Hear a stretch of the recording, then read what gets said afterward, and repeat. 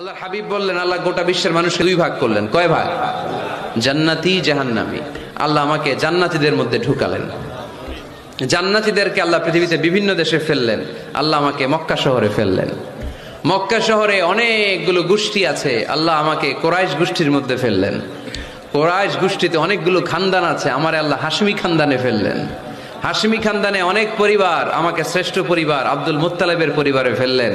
আমার পরিবারে অনেক মানুষ, এই সবগুলো মানুষের মধ্যে থেকে আল্লাহ আমারে শ্রেষ্ঠ মানুষ বানিয়ে পৃথিবীতে পাঠালেন।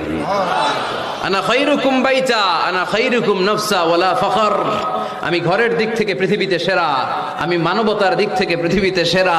আমার চাইতে সেরা মানুষ গোটা বিশ্বে দ্বিতীয়টা হবে না। চিল্লায় বলেন ঠিক কি না? এজন্য আমার হাবিব, তিনি ছিলেন রাসূলুল্লাহ, তিনি ছিলেন শেষ রাসূল, তিনি গোটা বিশ্বের মধ্যে সব চাইতে শ্রেষ্ঠ। আল্লাহর হাবিব বললেন,